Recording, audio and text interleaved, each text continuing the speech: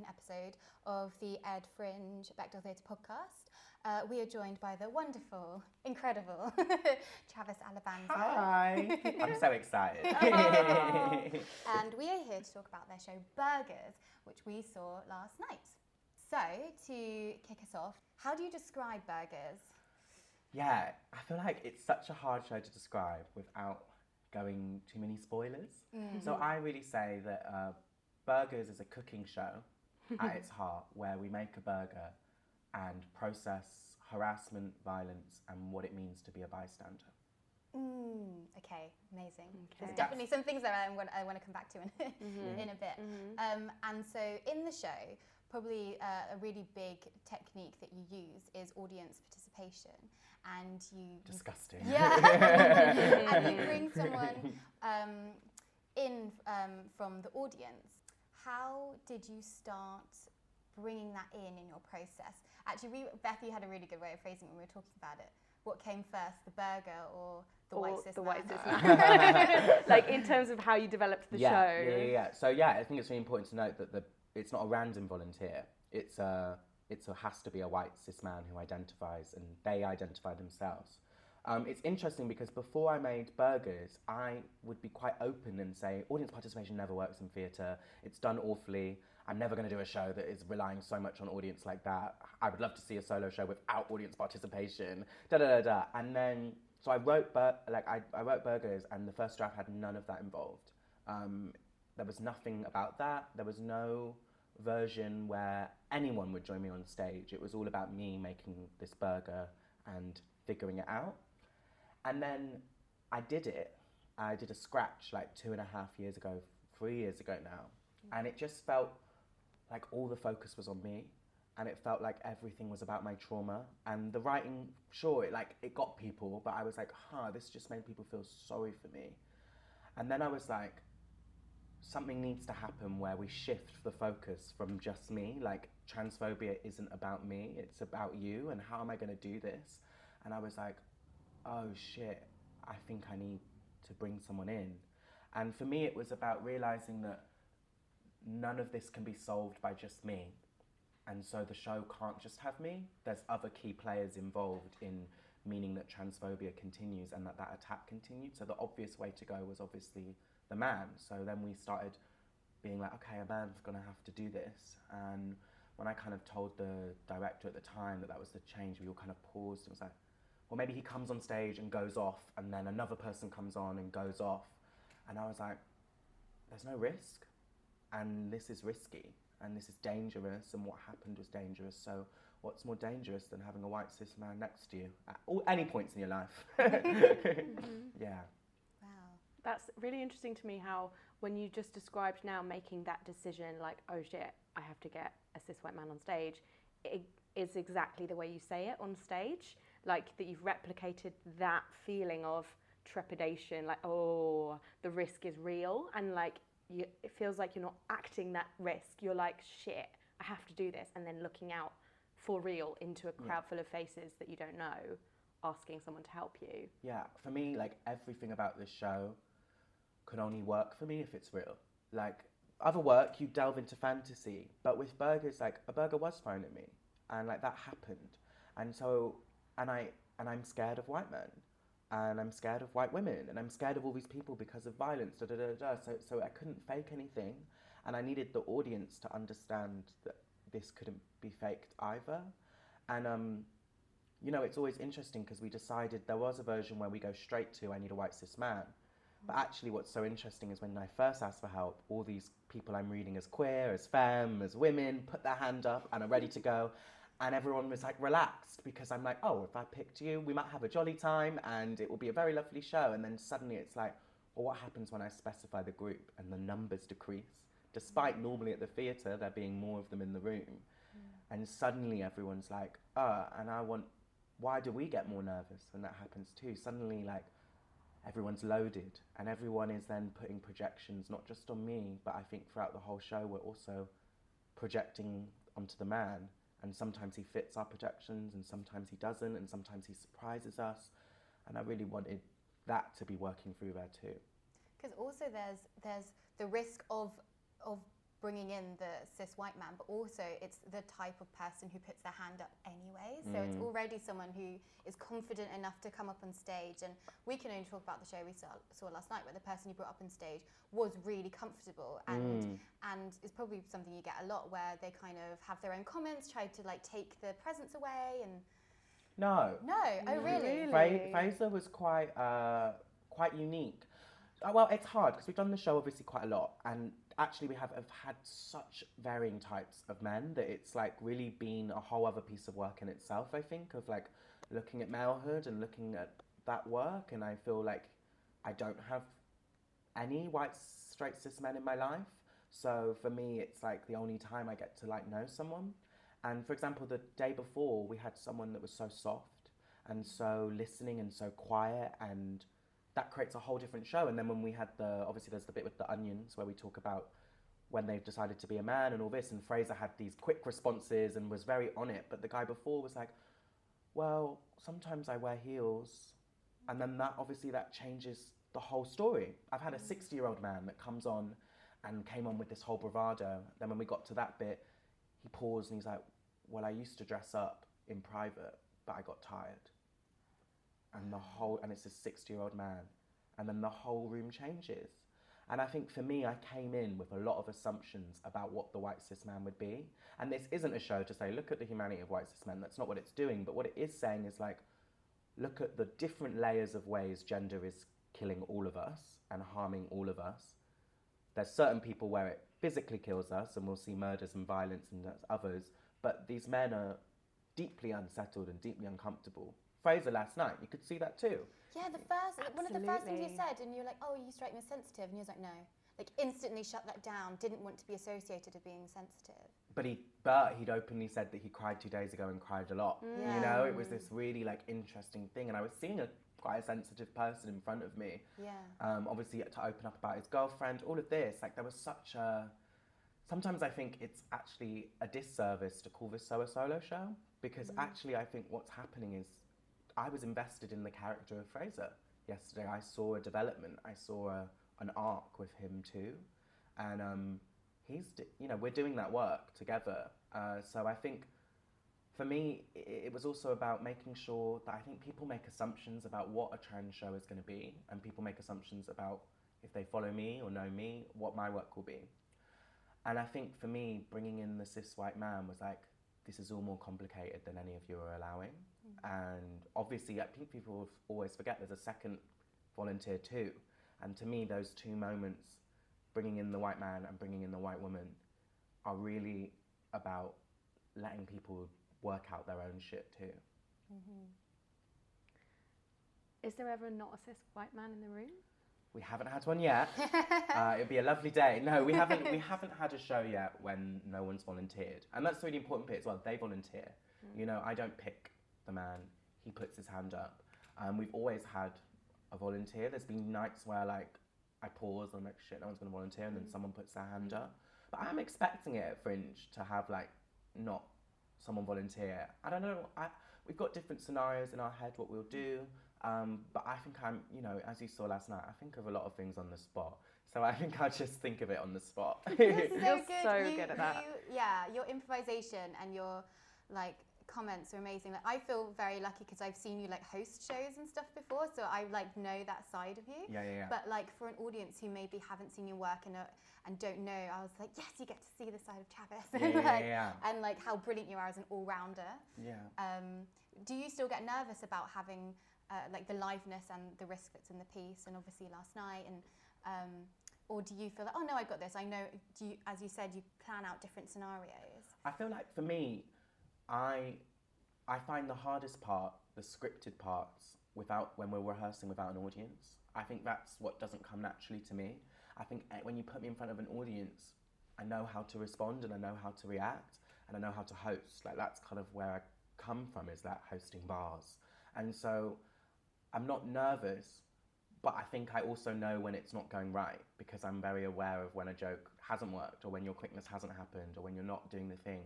I don't have scenarios planned out because I think that would like stifle me. What we do have is like goals. So for each section of the show, I have goals for the emotion I'm trying to get across between me and the man. So it's really important for me at the beginning of the show, if you remember, I literally bring him a drink, a cushion, a chair, I'm making him comfortable. And so those first 15 minutes are all about this false sense of like flirtatious back and forth. Oh, this is going to be just this like little boy thing, and I'm playing the camper of it. Because I think about what we did was track my different relationships to men and what those look like. And obviously the show's about a violent one, but violence is often sitting next to desire, it's sitting next to disgust, it's sitting next to a want to be you, it's sitting next to a fear of intimacy. So I had these different points I wanted to show. So if you remember the first interaction with the apron, it's very sexual, it's flirtatious, and they love it. Every single time, he loved it. He tightened me up, like, you know, he was assumingly a straight man, but he loved this flirtation. And I really wanted to show that a lot of the times the men that harass trans feminine people are also sleeping with us, or also want to be us, or also flirting with us. So for me, the first 15 minutes of the show is being like, oh, we think we're going to be like this. And so all my improvisation has to have that goal. So if I go too harsh, like sometimes my director will be like, oh, you shut them down too hard. And it was really hard for me to hear. I'm like, you can't tell me that I'm shutting down a white man too hard. Like, I can do whatever I want, da da da da. It's like, no, think of where you're going. You want to do it here. You want to do everything with a wink here, so that when you don't have the wink anymore, people are like, oh shit, you're being serious. You know, like later on when I was cooking and he was still going on, and normally they don't. Normally they get what's going on and they have to stop. It's like, I'm the head chef, you're the sous chef, shut the fuck up. And then it's like, but we've had that joke. I think if he came on stage and from the beginning I was always putting him down and there was no up or wink, then they might not play along. They might not play along, but also like, I think what you have to do as a marginalised artist sometimes, unfortunately, is think about your audience and where their politics are at. And then you can choose whether to disregard that or not. And I have so much respect for artists that go, fuck it. Am I allowed to swear on this podcast? Yes. Yeah, great. Oh, fuck it. Fuck it, I am anyway. I have so much respect for artists that go, fuck it, I don't care what the white audience think. I don't care if they are in it. I don't care, da da da da. And I used to say I didn't care, but if I'm honest, my audience are going to be majority white a lot of these times. I want them to stop transphobia. So my way of going it is like, they're going to think I'm going to bring this white cis man on stage and spend all my time pushing him down. So I'm going to show them the opposite, so that when we get there, they've seen both. Yeah. So you've mentioned a we and a director. I wonder if you could talk about who else works on the show with you, Yes. and what that's like when it's so your story. And Yeah. So it actually, like, Burgerz is 4 years in the making, because I didn't know about theatre when I first started making Burgerz. Like, I didn't know what a solo show was when I first started making Burgerz. Hackney Showroom came to watch me host Bar Whatever, and were like, oh my god, who are you, da da da. And I was like, oh, this is like what I do. And they were like, oh, we'd love to see some of your performances. And I didn't really call what I was doing performances. I was just kind of like doing shit on a mic. And they were like, oh, have you ever thought about writing a show? And I was like, no, what does that mean? And they were like, oh, let's go to see some shows together. So me and Hackney Showroom kind of went to watch work together. And I was like, wait, there's this thing where people, you don't need to be cast in something. You can like make your own. That was a big... What kind of shows did you see? I saw Worst of Scotty. Oh, okay. Oh, wow. Oh, yes. I saw. Yeah. And it just blew me away. I was like, what the hell? Like, incredible. I saw Barney Kimming's show at the Fringe with her and her... Incredible, likeable. Yeah, which was incredible. And then I went to LADA a lot, live art, and saw like loads of live art stuff, Ursula Martinez, all of that kind of stuff. And I was like involved into this world. Figs and Wigs even was like a revelation to me as well. I remember seeing them and being like, wow, I can't believe this is a thing. Zinzi Mino, I remember seeing her show and being like, oh, there's all this different type of work that's including just one person maybe on stage, and they haven't been cast in it. And it sounds silly because now I'm sitting in a world where that's all like most of the stuff I see, but I didn't know that was possible. And I feel like people that aren't in it don't understand how that you can not know it's possible. But like, I just didn't know it was a thing, that there was these people called artists going around making work by themselves. I thought in order for me to be on stage, I had to be a drag queen or be cast as an actor. And I thought being an actor was unrealistic, because I was like, that's not going to happen. So I went into the bars. I didn't realise that I could make my own shit. And so then Hackney Showroom kind of were like, let's mould something. And at this point, I hadn't had a burger thrown at me, so I was just thinking about all the different shows that I could maybe write. And then when the burger was thrown at me, it wasn't like straight away I thought about the show, but then it kept on coming up. And so it's a really long development process. Like really, like I maybe took like a year and a half, 2 years to write it, because it was just learning how Sam, my director, Sam Lindsay, really, really helped me beyond and sat me down and was like, so this is like a traditional structure of a play, and then this is this version of a play, and taught me like all of these things so that I could decide this is like what an event is and how this happens, all of this stuff. And I was like, oh my God, and because I never went to uni or art school or anything like that, like this was really new to me. And yeah, it was just development after development. And then by the time we got the funding to make it last year and a half, obviously my work and my art had been a bit more cemented in the art world. So I knew people. So I knew straight away, I want sound, I want Zana. Zana's incredible, I love them so much. I wanted a black trans person doing the sound. Movement. Oh, I'd worked with Nando Messias now. So I knew I wanted Nando Messias because they did Shoot the Sissy, which I saw, which was an incredible performance about harassment. I just worked on Jubilee. So I was like, well, Lee Cohen seems to be like the big dog. Can I have him? So yeah, it was like putting that together became more natural because by then I'd been more involved in, you know, I'd done Jubilee, I'd done Putting Words in Your Mouth, I'd done stuff. But I think people only see that bit and think that that's when the show happened. But there was actually 3 years of like just meeting in coffee shops with Hackney Showroom and them really giving me time. And I think that's what I keep on thinking about when I think about marginalised artists, and maybe why Burgerz is at the Travis and why it's going to the Southbank, is because I was allowed to be given time and resources and care. And I think sometimes, a lot of the time, solo artists on multiple axes don't get given that. So that's what I've definitely taken away from it. Sorry, I went on a lot, didn't I? That was nice. That's yeah. wonderful. I wanted to ask about, this might be like quite a weird question, but it's because you use it so beautifully in the piece, is this kind of ritual of making a burger and the beauty that you bring to that. How did you go to that in terms of the emblem and the metaphor of like, actually, first of all, to understand the violence that happened against me, I need to create a relationship to a burger and I need to make a burger. Yeah. Like, how did you think that was the right way to do it? So I think it was because harassment, unfortunately, doesn't shock people. You know, we know as people around the table what that means. You know, to many people, harassment is a daily occurrence of different kinds of bodies. So I thought about what was unique about the situation was the fact that it was a burger. You know, when I told people about that, people would laugh. People like, often when I say someone thrown a burger at me, it's so interesting how many people go, what? And like laugh. And I'm like, no one's sitting with the thing. And I really thought maybe it's like how funny burgers look. That there's this funny image of me having someone even said, and it was another trans person, so it felt more comfortable. We were having a real discussion about it, and they were like, I think it's just an image. And so I knew that in order to get it across, the burger had to be in the room. Then I realised all my team were vegans, and I was like, shit. So we did try it with Working not with meat. queers. Yeah, we did try to make it no meat, because I also don't really eat meat. So, and then it didn't work, and I was like, no, like, I need to make this. But also, I wanted a focus point for the show that wasn't harassment, that was something very real happening.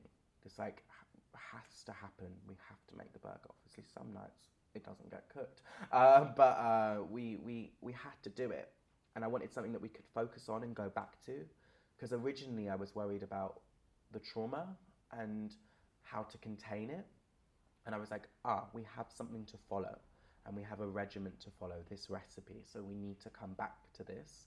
So actually it was kind of brought in as a device to center, because otherwise it could go everywhere, right? There's so much that show could go to. But actually, okay, we have to talk about the mince. We have to cut the onions. So then I started structuring the writing around that. So I know I wanted to talk about race. Oh, spice feels like the perfect time for that to happen. I knew I wanted to talk about men's fragility and emotions. Oh, cutting onions. So like the burger and the recipe of making the burger. Oh, I knew I wanted to talk about like constructs and assignedness at birth. Let's have that burger monologue at the beginning in the dough. So the burger became my point of reference, because otherwise I think I could have went my brain can go anywhere, and I'm very like. So if I didn't have something holding me down, the show would be 6 hours and it would be a lecture. Did you ever feel like a pressure to like get it all in this show, because you obviously have like so many different experiences in relationships to the violence and harassment that you receive? It's funny because now when I do the show, I think about the things that are missing out that I would have loved to have written, and I think about the things, because I did write a majority of this 2 years ago, so my writing's really changed since then. And it's developed, and I think that it's got more nuance, and I think that I structure things differently and all this. So there's some bits where I'm like, I wouldn't have put it like that, or I maybe would have added something else in. But if I'm honest, I guess it's a less considered answer, because, you know, people like when artists say that they really meticulously thought. This writing really blurted out of me, and I just needed to get it out. And I'd been talking about harassment so much that it actually came quite natural. And I really decided that anything that didn't come out naturally wasn't in there. So I'd never try and make work and think, I need to tick off this box, because for me, that just doesn't create an authentic experience. So, you know, if I was thinking in that way, there's like, I should have probably talked about the fact that I'm light-skinned, or I should have talked about the fact of what does this look like if I'm bigger. You know, if I was thinking in that way, there's lots of different things. Or what about, like, there's nothing, when I talk about medical access with the buns, there's nothing about the wealth in that. There's all these things that if you're watching it politically, there's moments where things can be added. But my focus wasn't to create a theoretical water pack discourse. My goal was, I want 100 people in the room to not become active people on the street that will support trans people. So the goal was different. This isn't, for me, the goal of the show is not to educate. And that's really important for me. Education might happen, and I think it does, but that's not my goal. And I think having that switch was so important when my goal was no longer to educate. And I think sometimes subconsciously for marginalised artists, even if we say it's not, we are doing some of that. And I was like, nah, that's not this show. Like, that could be another show. If I want to make a gender 101 show, that's another one. Because there's a lot of times during the writing where, you know, my director would be like, hey, maybe like this bit is too complex and da-da-da. And I was like, well, then they can Google. You know, and sure, they didn't understand the 5 minutes of it, but I'm sure they'll understand the feeling, you know, and that was quite freeing to be like, fuck that, like, I'm not going to do this like 101 race thing, I'm not going to explain white privilege, we're seeing it out on stage, you know, we're like physically seeing it. And feeling it. I think the audience goes away with like such a strength of feeling that sort of drives you into, I'm going to find out more if there was something I didn't get or didn't understand. I want to go and read the script again, so that if there was a line that like I thought, what did that mean? You can go and like pick it up and think about it more deeply and do as you say, the educating the work outside of the room, outside of the art space.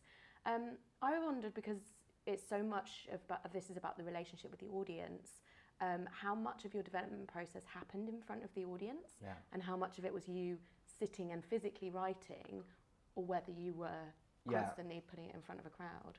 So a mistake we made was that we didn't.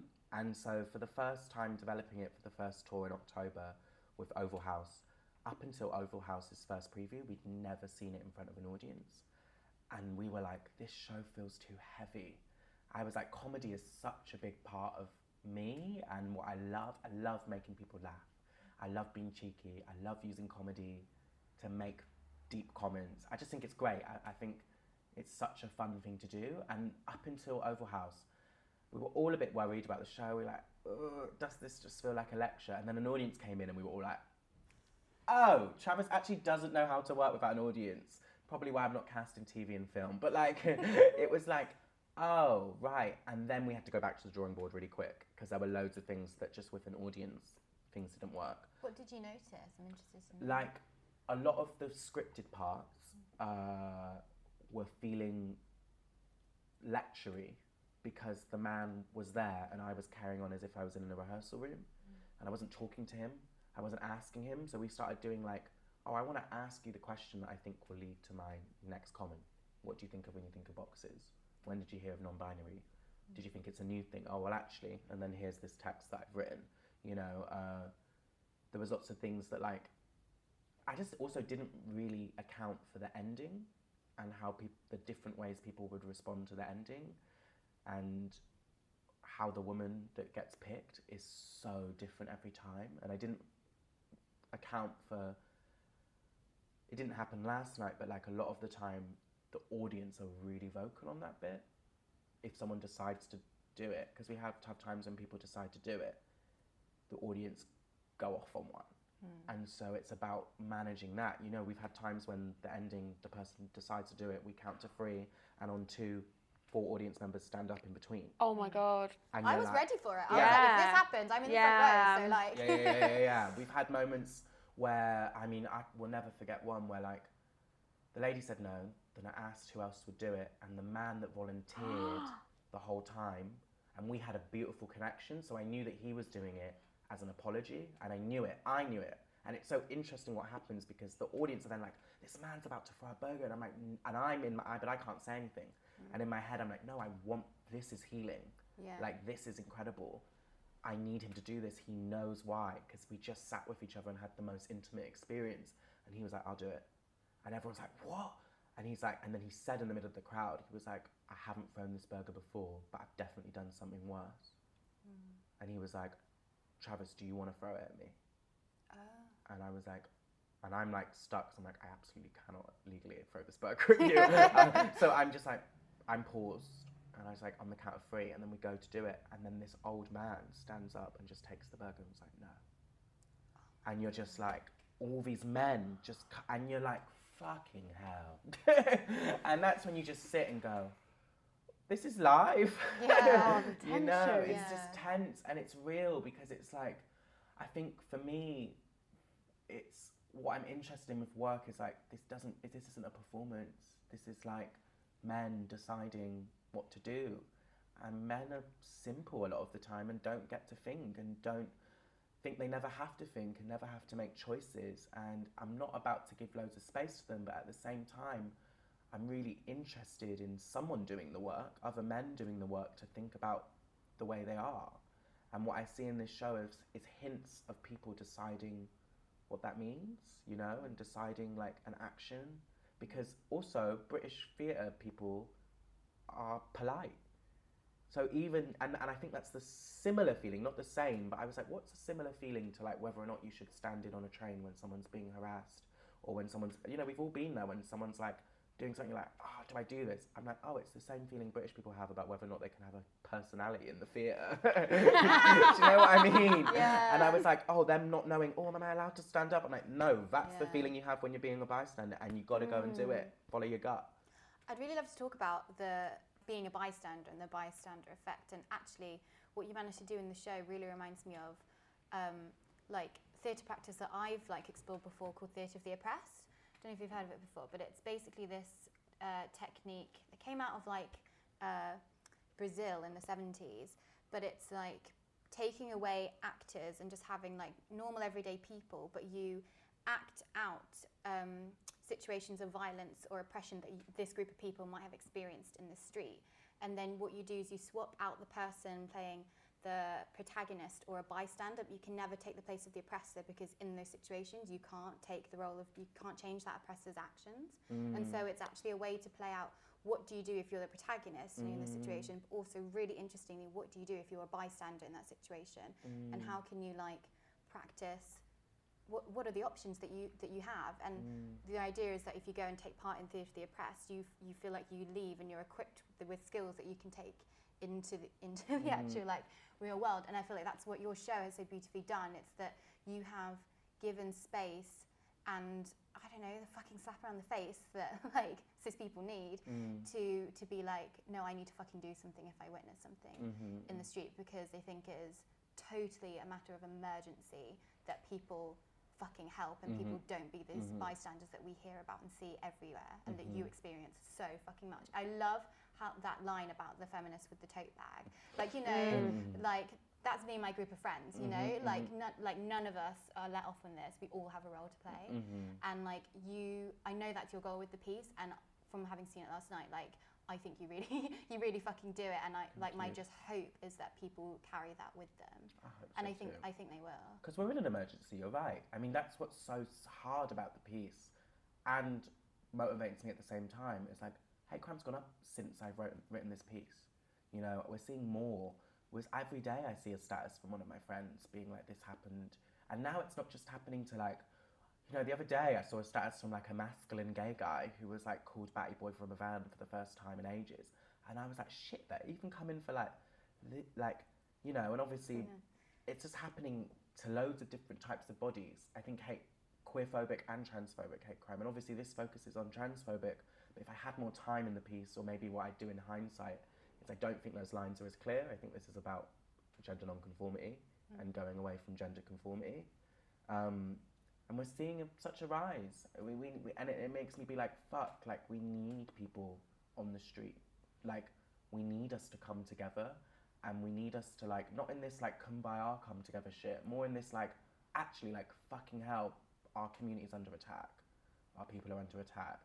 We need vigilance. Like we need like, I'm now on the lookout. Like when I go out on this, and not just for myself, like I'm ready, you know, like I saw like, and it's the both way rounds, you know, but that's the thing, it's not both way rounds at the moment, but like, it's so interesting the people that stand up for you in public, you know, and how they've probably experienced it too. Like the other day I was seeing a woman like being harassed by these group of drunk men, and like I went over and just like, you know, sat with her and stood in between and was like, oh hey, good to see you, da-da-da, and did all that, and afterwards she's like, thanks so much, no one was doing anything. And I went really loudly, yeah, I know, like no one was doing anything, but it took the girl in a dress that is clearly going to be called a faggot to do it. And I looked straight in all these other people's faces, because it was like, why is it taking the person that's also going to get shouted at by these men to do something, you know? I wondered if I could actually really, because that just reminded me of, it's a bit of a deviation, but I wonder if I could just really quickly ask you about I Tried to Fuck Up the System. Yeah, because, sure. Because I saw that at Sick of the Fringe, and it just made me think of that in the same way of like solidarity and community when you feel isolated, but it's like in a different way, because the framing is around kind of like isolation and loneliness. And especially, I think the Tube is a really interesting place. I think transport in general in big cities is a very like vulnerable place for marginalised people. And I wondered if you could just kind of like maybe talk about the difference in the pieces and how you came to write that one. So like, I tried to fuck up the system and none of my friends texted back. Longest title ever. Was actually, if I'm honest, it was written in 2 days, because I got commissioned to make new work, and my plan was, okay, this is going to be my next show. I'm going to really sit down and da-da-da-da. And then a job happened that wasn't the easiest of jobs, and then my friend died. And so then I had 2 days, and Welcome Collection were like, you can cancel, but I looked at my rent and was like, I actually can't cancel on this one. I want that Welcome Collection money. So I tried to fuck up the system. I don't know where it's at the moment. So it might be really different to what I experienced, or is it kind of done? Because you've done it recently, haven't you? Yeah, we did it again, and that was to me to see if I think the show should get some more work. And I'm still not sure. So I'm really interested to hear what you thought, because for me, writing it, I just was feeling like I was depressed. Yeah. You know? But yeah, the show, like, I knew that I wanted a show where I didn't speak. That was my mate. So I think when I write work, I don't think I always go for like, this is the story and this is what I want to convey. Like with Burgerz, I was like, I know I want people to not be bystanders. It's like a very clear action. And then with I Tried to Fuck Up the System, I was like, I want a show where I don't speak and I'm not doing that much. So for anyone who has yet to see it, it's an audio piece. Yeah. So I went into the room and was given headphones, and then you're sat there, and we're sat in like a, I don't know how to describe it, like a box kind of configuration. So if you're an audience member, you're sat opposite another audience member. Yes. And so we can see you, but we all have these headphones on, and then you're talking in our ears, and you're not live talking. I'm not live talking, and I wanted the show to really, for me, it was about, I just feel really lonely, and I think loneliness is something that lots of people feel, everyone feels, and maybe what can my exploration of it add? Because I think there's a politics to lonely that hasn't always been fleshed out in front of people. And I think what I love about the show is that it's softer. It feels very soft, for me anyway. Felt like a cuddle. Yes, right. And Burgerz is many things, but I don't think Burgerz is soft. Yeah. And I really wanted to just experience softness and experience something that felt gentle and didn't have to have this like crash and burn and thing that makes you go, like this kind of felt like a gust of wind kind of taking you through. And I think it was me, if I'm honest, when I got back to it at the Brighton, it needs a lot of work. I do think there's something in it to maybe develop. But if I'm honest, I was clearly just grieving. I think that's what that show is to me. When I did it back in Brighton, again, halfway through, I was like, I can hear in the writing, this is me grieving. So it's really about the loneliness of like grief and losing my friend and me processing it. So I'm not really sure where that show's at the moment. I know that I think I want it to develop. It just needs a whole rewrite. It's not my best writing. I can't believe you say that because it was so beautiful. Oh, see, I remember when Pippa saw it and she like texted me when she came out and she's like, oh my god, it was so amazing. oh, see, I shouldn't fuck It shit was up so for people beautiful. like that. Yeah, I think because I know that it wasn't, because I made it in 2 days, so I know that it's not where it could be. So for me, it's like, but I think what it does is that this is why theatre, it's so weird. I'm even talking in theatre speak, like, I know it's not where it could be, it needs some development. Fuck that's not what I think about. The feelings in the room. Actually, in that room at Welcome, everyone felt really fucking held. I saw people holding each other, I saw people crying, I saw people wanting to text their friend. So actually, like, if we're looking at the action, which is what I'm interested in, that's what I wanted. I wanted someone to finish the show and text everyone they love, because I didn't get to text my friend, and they weren't here anymore. So that was where it was at, you know.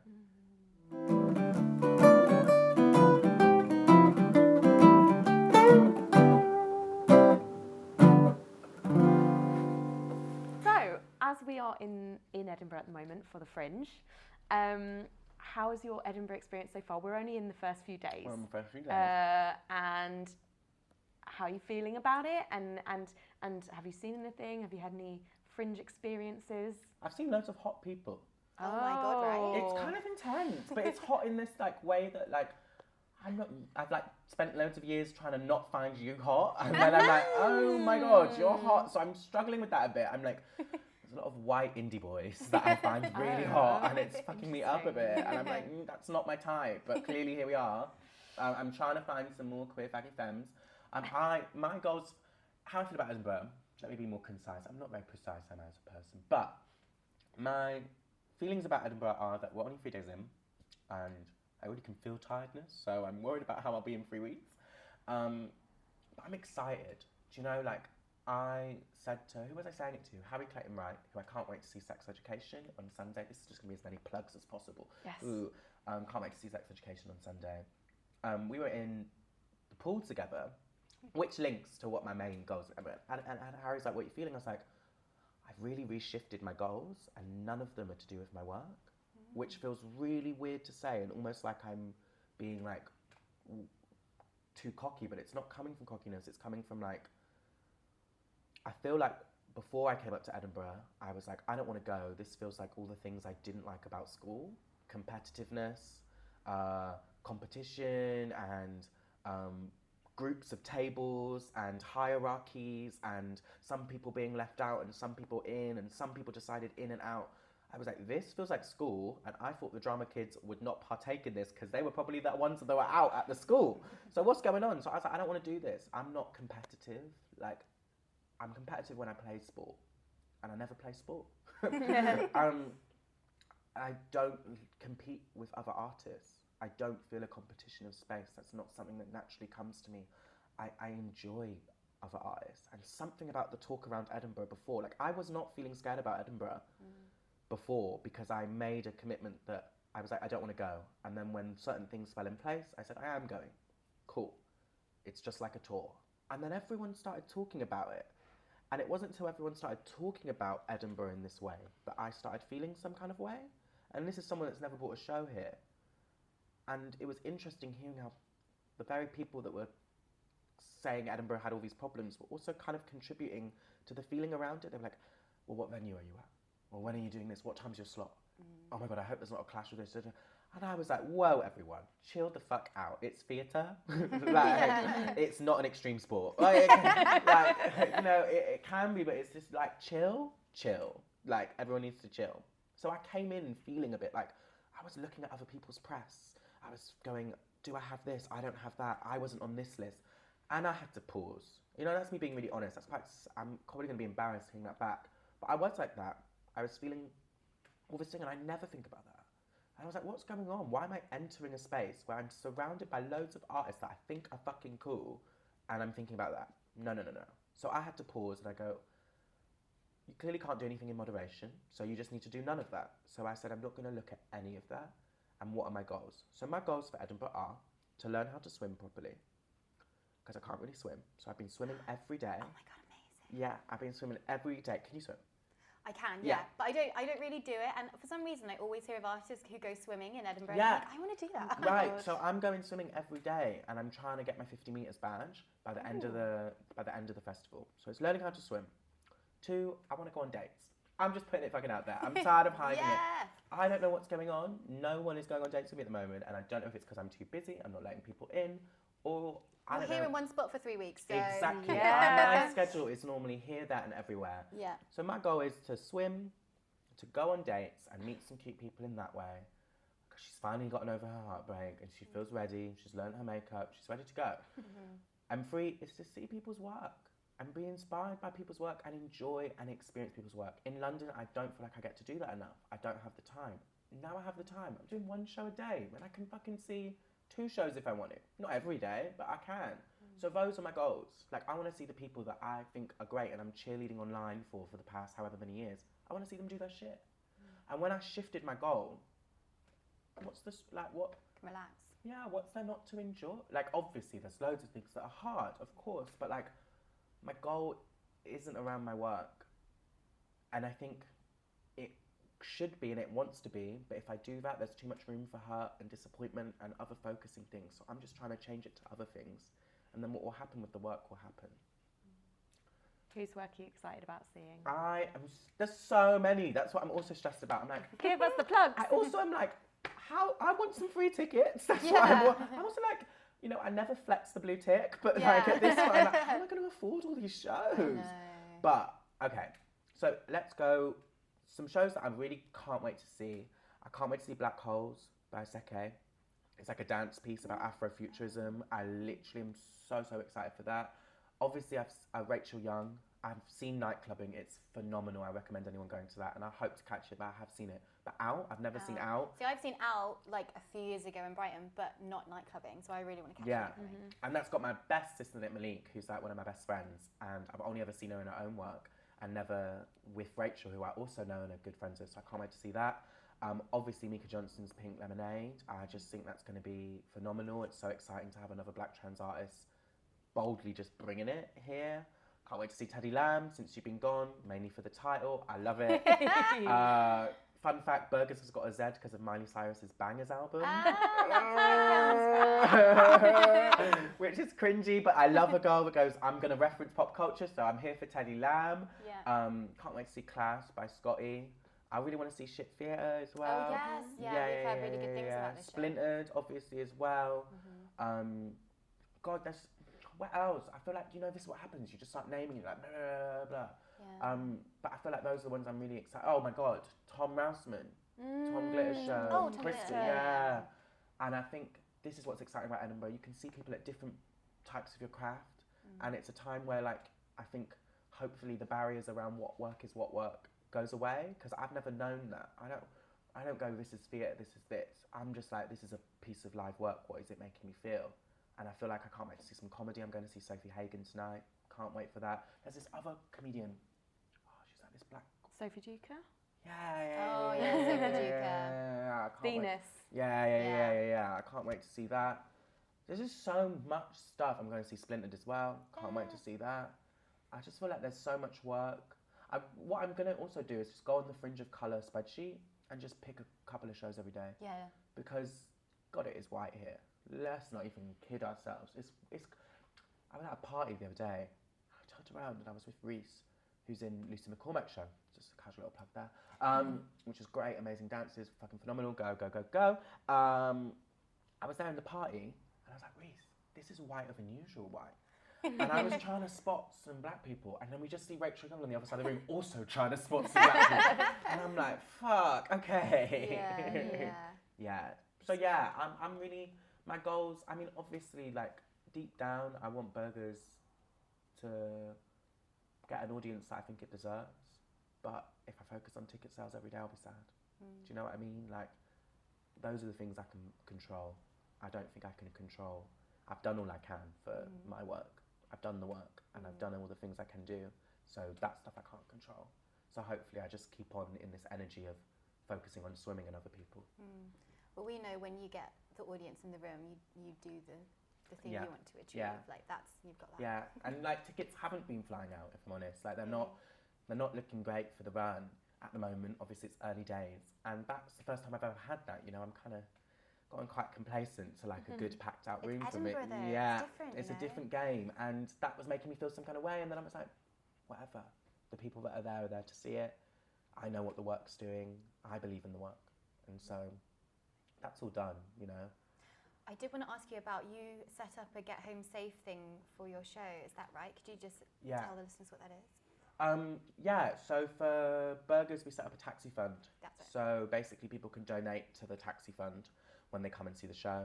And that means that anyone that uses it, it used to just be for people that ID as trans, but actually it's anyone that feels like for whatever reason they need a taxi to get home, whether that's due to disability or like comfort or trauma or whatever, they can use the taxi fund to get home. And that was kind of for two reasons. One, because I wanted to offer that after the show, but more because if those people are leaving the room, that solidarity can start in that moment. And I wanted to take advantage of maybe the emotional state that cis people were in and let them to act on it straight away. And what we did last time is when the fund in London, like, the fund was huge and we didn't actually need that much, so then we can donate it to mermaids or we donate it to a transition fund or whatever, so the money still went to somewhere like that. Yeah. We've got like 3 mins for feminist faves. Yes, that's true. What's this? So something that inspires you that's not to do with theatre, whether it be a song or a human being, someone you know or someone who you have read or watched on YouTube or whatever it is. Amazing. Just a shout out. Okay. That's not to do with like the work. Should we go first, Beth? So Travis has Yeah. Who's yours? Mine's really basic, but love mine's King Princess. Yes. Because we have to do them every month, so sometimes I'm like, we see too much theatre that we're like, what are our other interests? I'm really on a King Princess hype. I know she came to London recently, and like I had a bunch of friends who went, and I just like decided not to go, and then I like got really into her music, and I just wish that I had had her when I was younger, because she is so like unapologetically gay, and she's young, and like, and my friends who went to her gig were all like surrounded like by young baby gays, and I'm like, oh my god, that environment would have been amazing. And I just think that like her representation is just like, oh, I love it. Even as an adult, I'm like, I love you.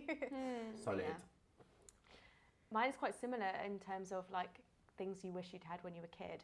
And mine is the very small bisexual community organisers, who I've discovered since a friend who has a show at Edinburgh Fringe. Algorithms, check it out. Oh my god, I wanted to see that. Yeah. So Sadie Clark took me along to an event called BiFest, and it was like a sort of village hall for bisexuals, and it was just like there were like tea and biscuits and talking about like who are we as a community, and it was such a like wild mix of people from all walks of life just going like, oh god, I haven't really been in a room like this before. And they organised some really nice things. So like there's the first bite of a Bi Pride in London is happening in September. They organised together a bunch of bisexuals to go to like be part of the groups leading the front of the London Pride Parade that was in response to the like last year's horrible turf invasion. There was like, they organised a bunch of like cis and trans bis to be have like a Be With The Tea banner. And I was just like, this is so and it's a very small group of people. Lois Shearing is one of them on Twitter, who also runs a little community group called Stitch by Stitch, which is like a bisexual cross-stitching group. Stop. And they meet in the Southbank Centre. It's free. Anyone can come along. It's so adorable. Yeah, so that's kind of the thing that I'm glad I have now, but also slightly wish that I'd had when I was a teenager, because it's so cute. Oh. What's yours? I love Louise. I think I'm going to go with Nim Ralph. Nim Ralph is a trans organiser and activist, and recently what I've really been appreciating about Nim is they do a lot of work around conflict resolution in communities, and so they go in and teach people how to do restorative justice and restorative practices around conflict. And recently I oversaw one of their trainings that they were doing, and I just thought, this is the work. Like, this feels like They do a lot of unsung work in how to help activists and organisers continue being an activist and organising. And yeah, I just think Nim Ralph is amazing, and I think people should check out their work. Hire them. Yeah, hire them. Look at what they write. They write loads about like the theory around transphobia, why it's happening now. They write a lot about practical ways to solve it, and they're really strategic. So I just think they're great. Awesome. I just love them. I miss them. I'm going to text them. Great. Thank you so much. This is so fun. So good to talk to you. Thank you. Thanks so much. Bye.